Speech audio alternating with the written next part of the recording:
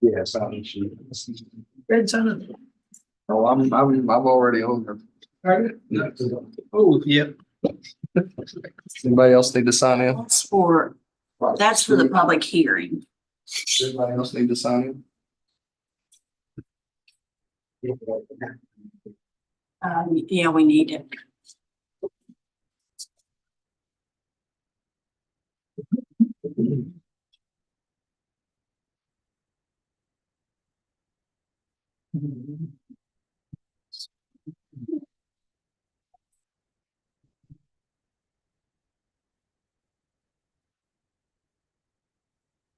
Good evening, everyone. We're going to start off tonight with our invocation by Reverend Larry Lane of the Oak Hill Church of the Nazarene.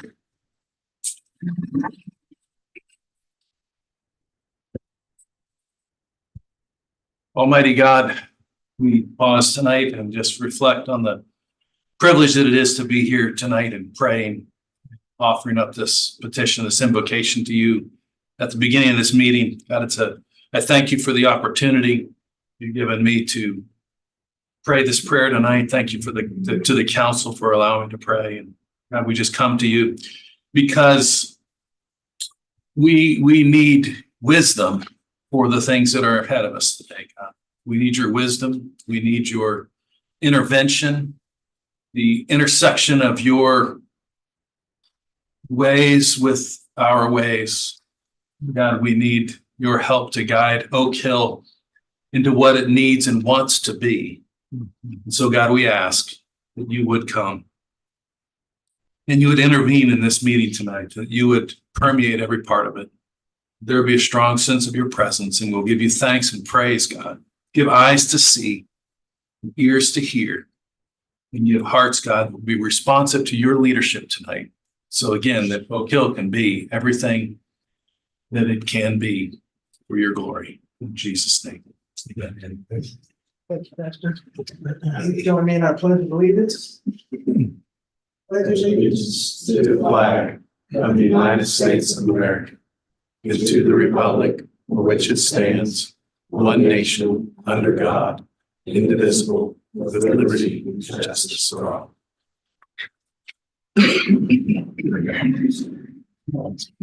I now call to order the city council meeting this December 9th, 2024, Oak Hill, West Virginia. We will now have our roll call Mayor Charles Briscoe, here. Council at Large Bill Hannibal, Here. Councilors from Ward 1 Terry Van Buskirk, Here. Roger Evans, Here. Diana Janey, Here. Councilors from Ward 2 Tim Buskus, Present. PJ Elder, Here. Chris Gill. Here. Thank you. I'm sure you've all read our minutes. We can get a motion to approve the minutes. I did notice something in the minutes. And it was kind of last minute that one of the things is Chris had recused from voting on one of the police hirings. It's backwards. Oh, she has it on the wrong. It just needs to be flipped. There was 2 police hirings. It just needs to be flipped around. And I'll motion to accept it.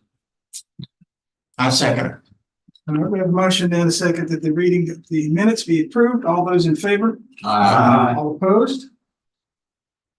The ayes have it. We'll need a motion to accept the treasurer's report. I motion to separate the treasurer report. Do we have a second?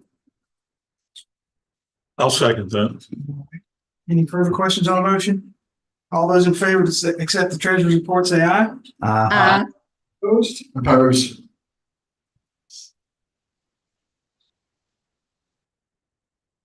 Do we have any correspondence? Do you need to further, you want to further talk about it? Are you okay? You want to talk about it later? Talk about 11, yes. All right, we now open the floor for citizens' comments, and with us today is Ms. Rista. How are you? Good. How are you? Good. Yes, please. How are you all tonight? Good. My name is Dr. Mandy Riston, and I am one of the lead mentors with Leadership Fayette County. And hopefully all of you got my email invitation to attend our session in January on the 16th at the Lewis Center at 12 o'clock. We're going to serve you lunch. Traditionally, we call this session the Cooking Challenge because the students participate in a team building activity in the beginning of the morning to cook dinner for our VIPs, the people that we invite to the session. And then normally we just give time during lunch or afterwards for our community leaders to just have a conversation with the students and meet them and ask them what they've been up to at that point during the year. However, during our November session, something really special happened. We had the students participate in an activity called a charrette. And for them, this was to help them start thinking about how to build a community, how to design a community, and what would they like their communities to look like in the next 15 years. And I was completely blown away by what came out of that session, because I wasn't prepared for how organically our students, these are juniors in high school, how organically these juniors in high schools just understood what it took and what they wanted to see their communities look like in the next 15 years. And so some of the things that they talked about are things that I hear our city council and even in Fayetteville, our town council there struggle with or ask questions about.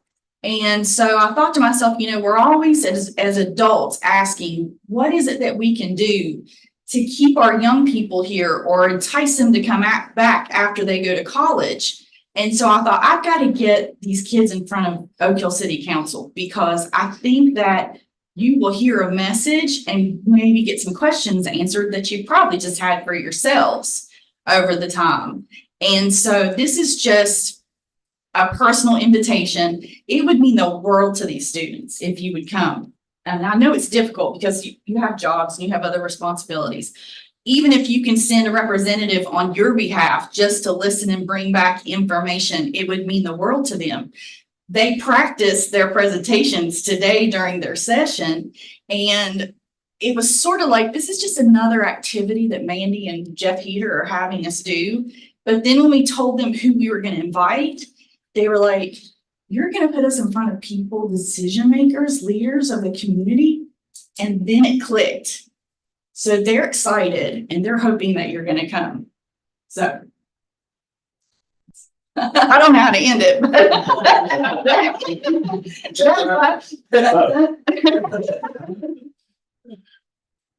Anyone have any questions for Ms. Riston? Thank you. Thank you. You guys have a good night. You just want us to let you know if we can attend. If you could send me an email, I included my phone number in the email. If you want to email, call me, text me, let me know that you're coming that week. We have an idea of how much food we need to fix that day. And if you want to bring somebody with you, by all means, please. Thank you. Thank you. We need. We need Monday, the 13th. Is it 16th? Is that in the? It's during the day, right? Yeah. It's on a Thursday at noon. Thursday noon. Can you make a note to put that in our? Please, thank you.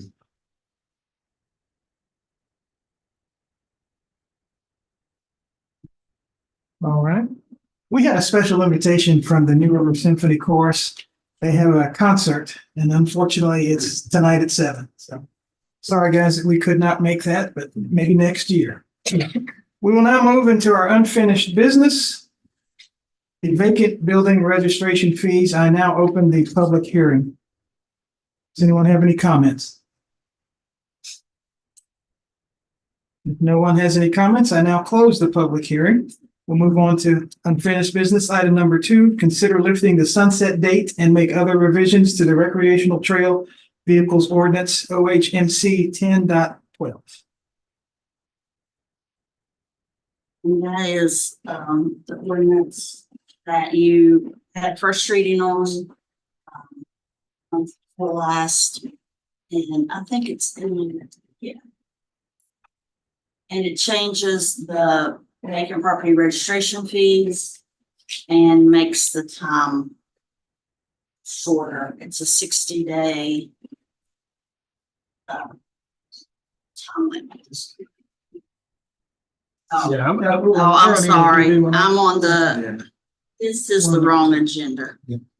Yeah, I'm a little confused because this agenda is different from Yes. what we This have. is the wrong, this is wrong. Oh. Okay. I have one. Sure is. This should be vacant. Two should be. I'm sure Elaine. Number two should be vacant property. Number two is supposed to be, here it is. Proposed amendment. Okay. That's right.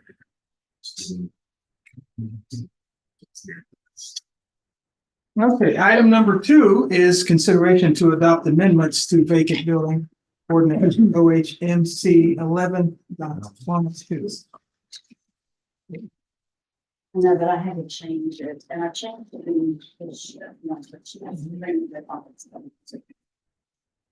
And there's a green. I have to get this.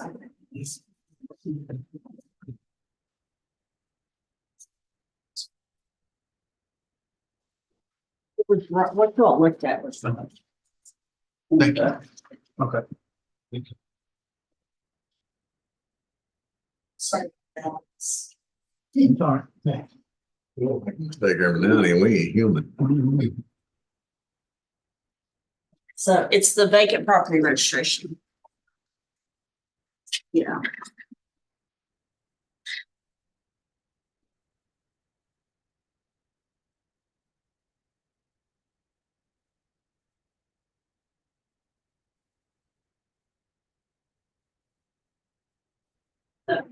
Yeah.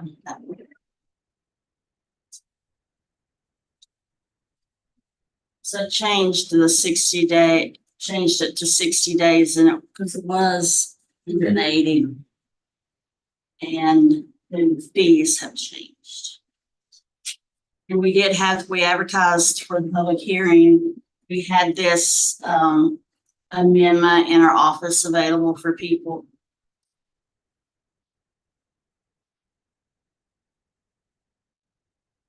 It's a hearing because it involved a fee. Yeah, and after I looked at it more, we really wouldn't have had to have a hearing because it wasn't the main, well, it wasn't the main reason for this ordinance. However, it was the main reason for the amendment. So we probably would have been okay without one, but obviously on this side. Be safe than sorry. It's if the main reason is for income, then you have.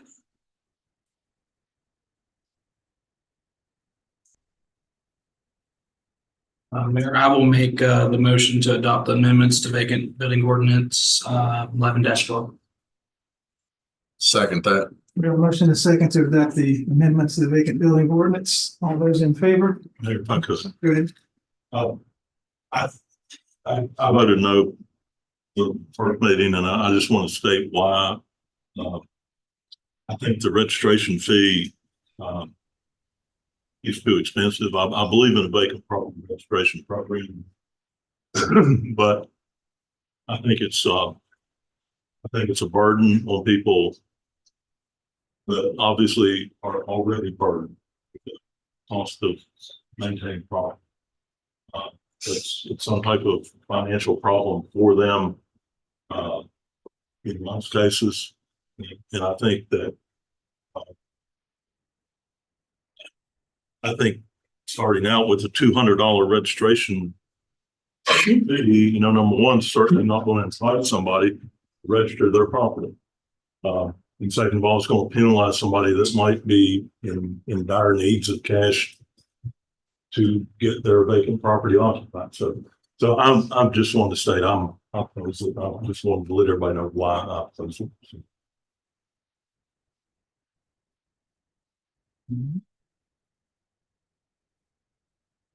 All right, we have the motion and the second. All those in favor? Aye. All opposed? Ah, Motion is carried. Thank you. Number 3 is consider lifting the sunset date and make other revisions to the recreational trail vehicles ordinance. OQ Municipal Code 10.12. And I talked with, the chief of police, and the only thing that he recommended was to remove the helmet requirement. And do you have anything to say about this? no, ma'am. He just said if y'all had any questions or any concerns, that I would be here to answer those for you. He was okay with the rest of the ordinance. He would just like to have that repealed. And then, of course, the sunset date. Including motion to eliminate. I have a question. So currently, right now, it does list that you have to wear a helmet. But the state code, it's not. So that would be the reason why chief would make that recommendation. It's because I don't think they're enforcing it now because of that.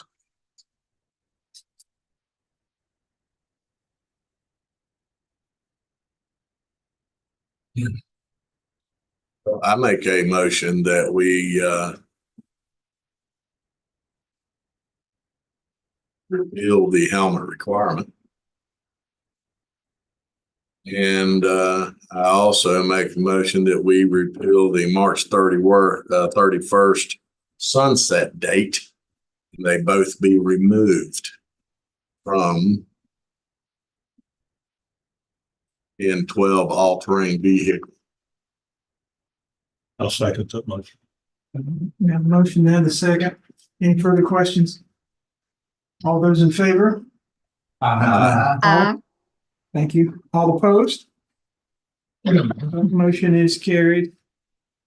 Number 4 is to consider amending Municipal Code 10.04.010F, restricted areas for skateboards, inline skates, rollerblades, and bicycles. And as you noticed, when we walked in tonight, there was a young man skating right in front of the door here. He about broke his tailbone. So. I'm gonna ask for council to table this until next month. I didn't get to talk with Josh on this, and he did put together some recommendations, but there's a whole area for bicycles, a whole different part of the code, and I think that we need to go put his bicycle recommendations in the bicycle code and then deal with the skateboards in this section. So you would say what? Next month? I move to table this item until the January meeting. Second that. All right, motion's been made to table this item. All those in favor? All opposed? Motion's carried. Moving to number 5, consider allowing the farmer's market to use Rick Rutledge Pavilion for other uses. I recommend that council table this indefinitely. Angela Perry told me that if she did not get back with me before this meeting, that she was going to drop this request. I move to table this item indefinitely. I second that. We have a motion and second to table this item indefinitely. All those in favor? All opposed? Motion is carried. Thank you. We'll move to new business. Item number 6, consider implementing a camping ordinance. This is a ordinance that's recommended by our police department. And I think that. Are you moving to? Yes, ma'am. Okay.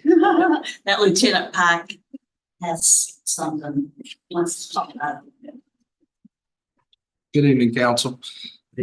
I'm sure most of y'all are aware, we get multiple complaints about people camping on our railroad trails, in the city park, sleeping on the benches. I mean, there's all kinds of complaints that we receive on a daily basis, and some are even from some of the council members. As you're driving around, you see these things.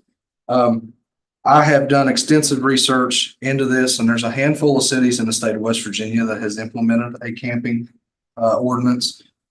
And also, this has been brought about, just to clarify a few things, from a ordinance that was issued in Grants Pass, Oregon, and it went all the way to the Supreme Court regarding whether this was actually legal. The Supreme Court upheld that, yes, this camping ordinance is legal and it does not violate any citizen's constitutional rights. Due to the fact of the ordinance doesn't target a specific individual. It targets anybody that is camping or has the camping gear or anything in the definitions of what we've used. So I reached out to other cities in the state of West Virginia, which was Morgantown, Wheeling, Parkersburg, Clarksburg, Bluefield, and Princeton. And not all of these has, had their second reading or actually started enforcing them. There's only a couple. But I feel like we would benefit from this, being able to not only clean these areas up so that it's not an eyesore or even a health factor, sanitation, but also it would help the individuals that are doing this camping if they are having some sort of problems such as addiction or anything like that. It also allows us to use the programs by the judge to have them go through with this. Plus, it assists the citizens in the aspect of, they're not looking at these eyesores and trash on our rails to trail and trash on our city benches, and our city workers don't have to pick up as much trash if we implement this ordinance and that it's carried out. Anybody have any questions, concerns, or? So what happens if you go to one of these picnic tables down the rails of trails, okay, and there's camping stuff there now? What happens to it? Do you guys do anything Right now? Right now. Right now, we just request that they remove it. Of course, if they leave it there, we can cite them for littering. But that's the gist of it. And then, of course, if it stays there for a certain period of time, the city workers go down and they end up, they have to throw it away or clean it up.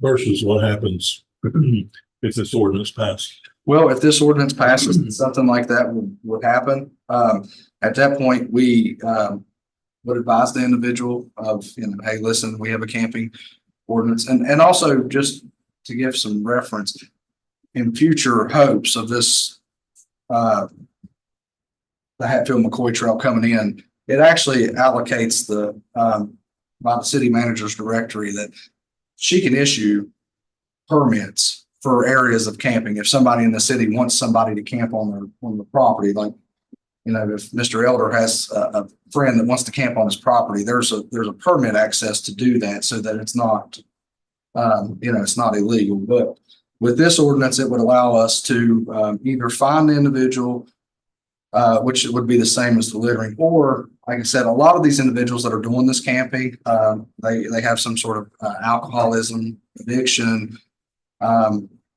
other issues. Either we've dealt with individuals that are mentally unstable that are just out here. They actually have homes. They're just out here doing this. And this allows the city judge to issue them, instead of a fine, to say, hey, listen, we're going to set this fine aside, but you have to get help. Like it's court ordered help. And I feel that would allow us to one, clean up the areas that we have, but also get the individuals that are going through these rough times and actually get them help to where it's kind of like, hey, you have to do this.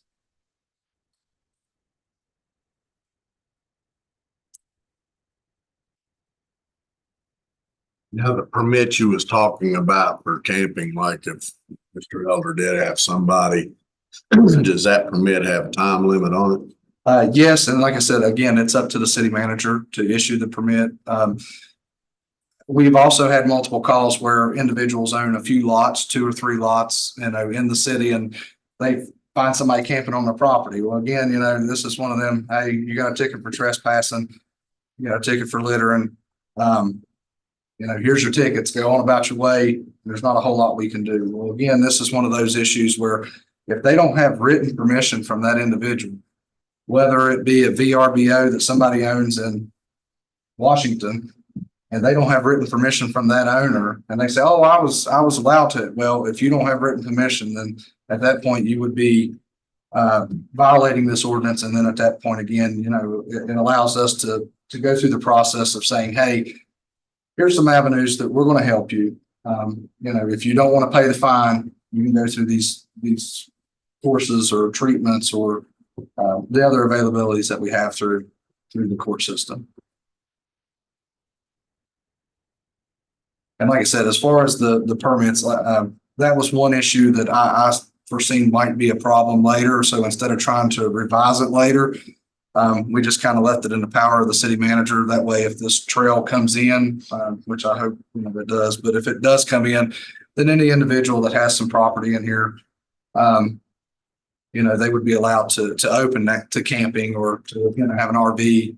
And also it protects us from another concern of ours and some of the officers was, well, what about the trailer parks? You know, then at that point, well, again, an aspect of that, the city manager has to grant a permit for them to do that. So it's not just something that they can, you know, just say, oh, well, I'm good to do it. Right. So, I mean, unfortunately, I've provided her with a little more work, but like I said, there's a lot of protections and foresight into this. This requires 2 readings to enact the ordinance. So does this, we were to go with this, could this tonight's be a first reading or does it have to go for next month to be a first reading? No, It can be a first reading. this will be the first. I'd like to make the motion that we accept the recommendation of creating the ordinance of the city of Oak Hill to prohibit camping on public property and unauthorized private property. And tonight be the first reading of it. I'll second that motion. We have a motion and a second. All those in favor? Thank you, Diane. Keep forgetting your name. All opposed? The motion is carried.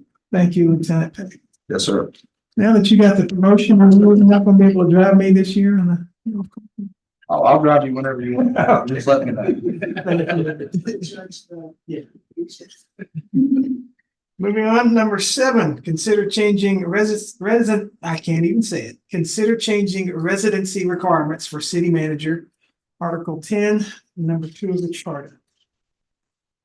Currently, the charter says that the city manager has to live, shall reside within the city. I would propose or recommend that you change that to within the county, within Fayette County, so that when you are looking for a city manager, opens up places for someone to live. Just so that, you know, sometimes there's not any available housing in for someone to live. So I just think it would be better to have that open to the county.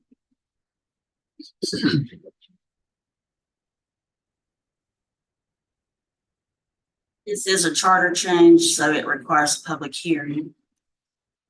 We would have time to do that next month. Also, that's the charge.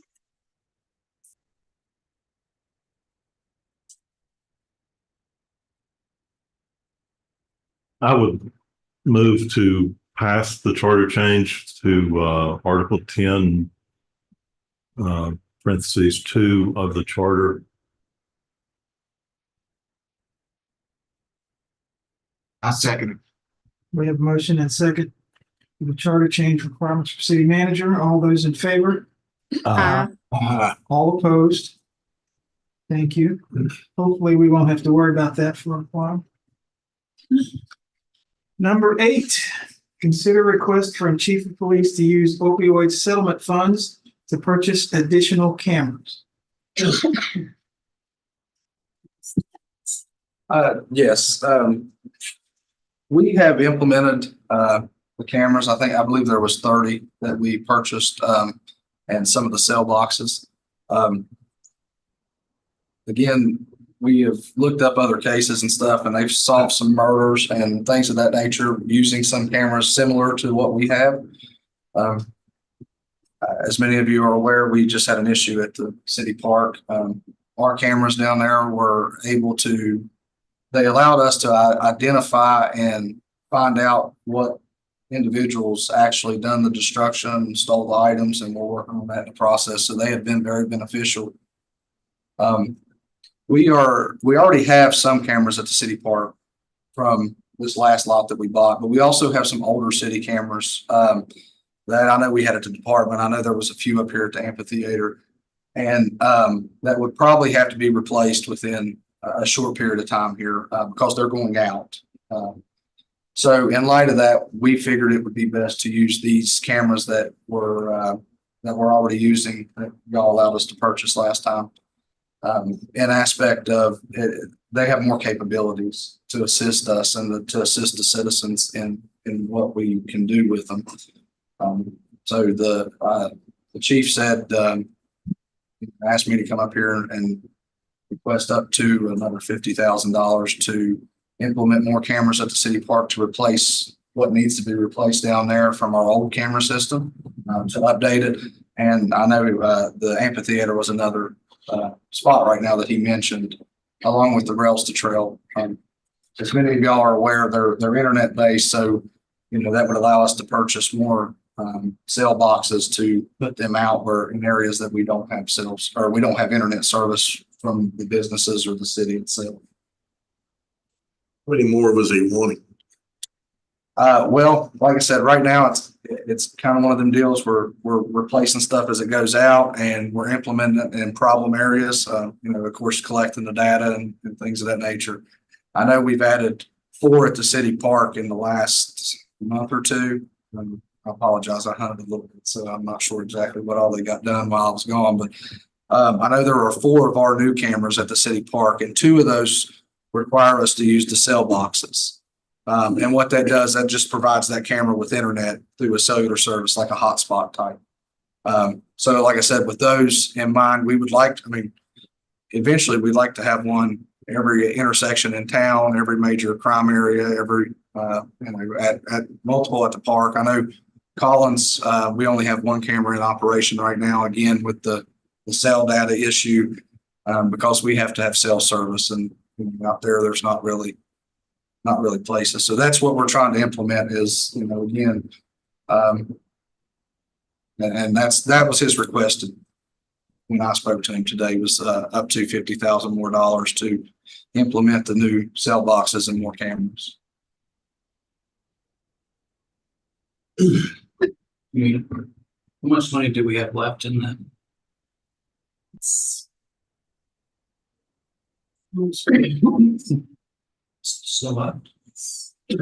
what else would we be able to spend that on? I know, did we get the drone? Yes. Yes. We did. Mhm. So the city has 2 drones now, correct? Well, yeah, 3. We have 2 larger drones and 1 small indoor drone. And again, I know Tyler has the one up here that he uses for his GIS stuff, and then we have the one for law enforcement, which I know Officer Bias is our drone pilot for that aspect, and he was actually called out this morning to find 2 missing people. And then there was a tactical situation where he actually had to use the indoor drone as well. So they're in use. Yes, sir. I went down to the police headquarters a couple of weeks ago. It was by invitation, Chief Westman. He demonstrated the process and the techniques to use it. It's pretty good, pretty nice. Oh, it's very impressive, especially at the schools. That indoor drone, we actually done a training scenario over the summer, and with that indoor drone, he could clear 3 hallways before 4 officers could actually clear 1 hallway. So it's very beneficial. Yes, sir. On the cameras, Lieutenant, some of them will be used to monitor areas of illegal drug activity as well, right? Yes, sir. Yeah. From my understanding with the task force and the chief, yes, sir. I would, in light of the fact that in current news as of today, I believe, you know, there was a murder in New York City that was in the national news very much. That was solved with video camera. Yes, sir. And they have a suspect in custody at this point.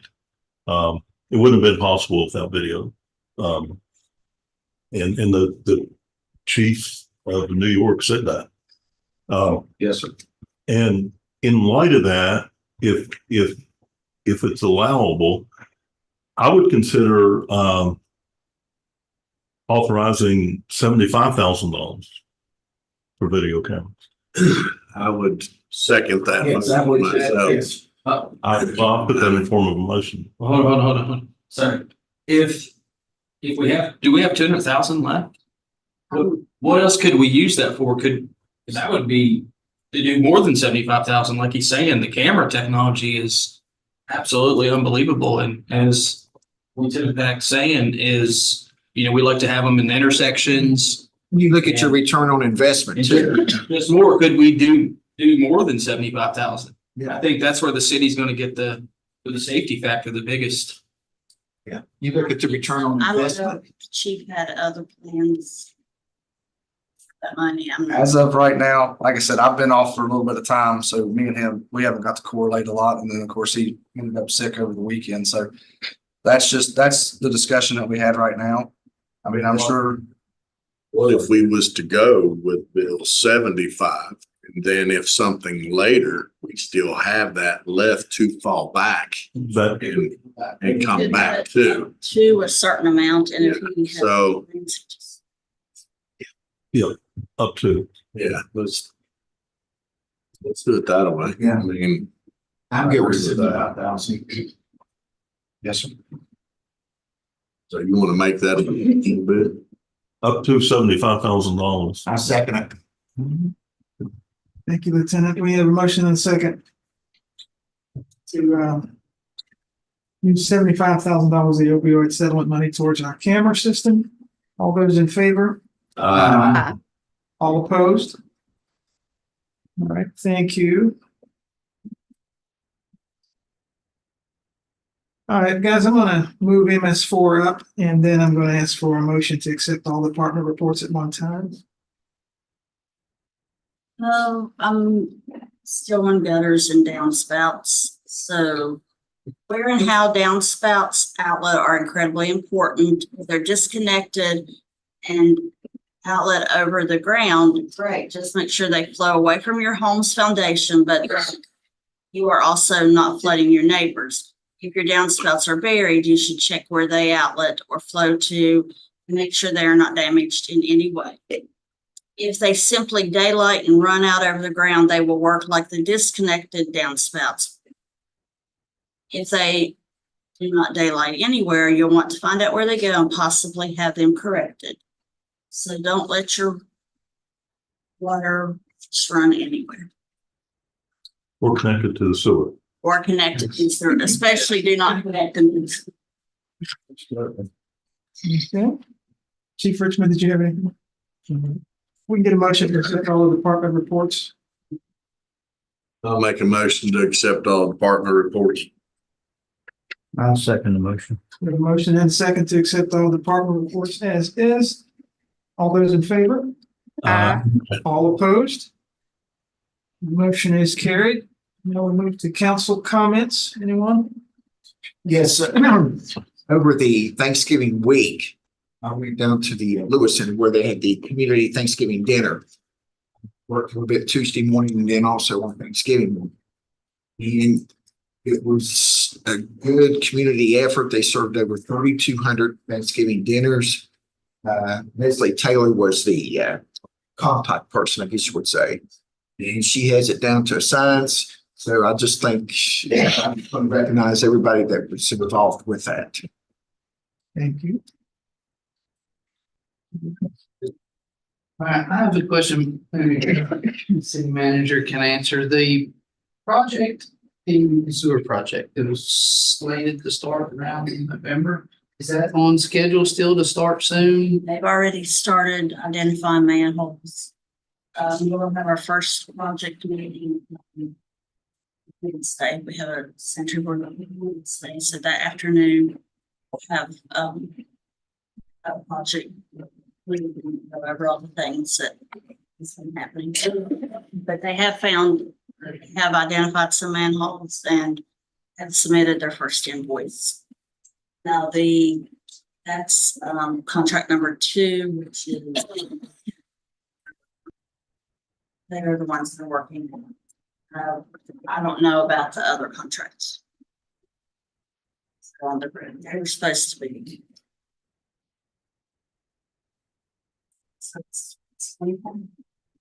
And the Needles Eye Trail, bike trail, it's complete and opened up. Just get that out there so people. I don't want to speak for Josh and Parks and Recreation, but I don't believe we've opened those up fully yet because the new trails, as much rain as we've gotten, we went through the whole summer with no rain and now we get it all.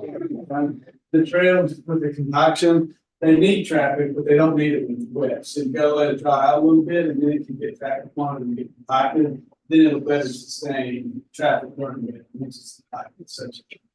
There's gonna be a temporary hold off on the large portion of the trails until weather's conducive to allow. That's the. I just got one other thing, Mayor, and it's, I just like to wish everybody a happy New Year's. Next year. Thank you to you as well. I just want to say it's very nice to see Valerie back. Yes. Yes, amen. City manager, could we, get a report from time to time on what information the real estate agent may be relaying to you about the activity involved with the BB&T sale, any activity, interest, offers, anything like that, just to keep us, So we're having a meeting with her tomorrow night. And she'll have the papers that we need to sign, and she's gonna update the building commission on what her ideas are and thoughts. So that after tomorrow, then we should be able to get. Thank you. Now, she's already been inside the building. She's been inside the building, took some pictures. She's has some ideas for stuff, so. So if anybody wants to come tomorrow night. Here, 6 o'clock, I'll be here. Anyone else? I was looking coming up here, I was thinking the train depot, man, I mean, they do such a fantastic job at Christmas with decoration. That is absolutely. So Thursday night after the parade, we will have a lot of activity going on down there. Santa will be there. The beautification committee has gotten some bags together for Santa to give out to the kids. They'll have free hot dogs, chips and drinks. The depot will be open. So going down, it's usually, last year I thought it went well and it was fun. So hopefully I think it went last year. Thursday. It's Thursday. Yes. The parade starts at 6. 6 Right, p.m. starts at it starts Thursday at 6. And then after that, Santa will be at the depot with all the goodies. And the rail trail is Friday. And then your dinner's Saturday. Friday? Aren't we doing the rail trail? I thought that was gonna be on Friday. Thursday. Okay. That's when you're judging the. Yeah, but benches. I have. It's fine. They changed it. Yeah, at the last I meeting. wasn't at the last meeting, that's why. Okay. Well, that's how it works. Okay. I got one more. Go ahead. So last December, we did something with the budget. Didn't we do like, you looked at the budget, happier budget or something? It's normally January, that so I can have all of. Gotcha. Okay, any future agenda items? If I may, Demita and I talked last week. We have several businesses, long-term businesses in town, and I'd like to recognize those guys. So maybe we can talk about it, I guess, amongst yourselves or whatever. Any ideas you can throw at us to come up with something to do for those guys. Demita had mentioned maybe some type of certificate or something like that, that we could just show our appreciation for them being a business in the city for so long. So whatever you think of, please just let us know. That's all I have. Will that be on the agenda next month? Or just notify you? Yeah, just let us know. I've been wanting for a long time to do a spotlight on businesses and just run it on social media. It's never happened. A monthly thing or like each Yeah, month? something like, or weekly or whatever. And I may talk to Dreama to see if she can do that. What about a decal, like, and I'm just suggesting maybe with a Oak Hill logo, where it's established in whatever year they were established and, nice looking and they can choose to put it up, put it forward. Also like to recognize our newest employee, Miss Gretchen Brown. Welcome aboard. Thank you. She will be starting on December 30th. So hold all your questions until then. Don't bother Valerie. Our next council meeting will be January 13th. So if all minds are clear, I say we consider this meeting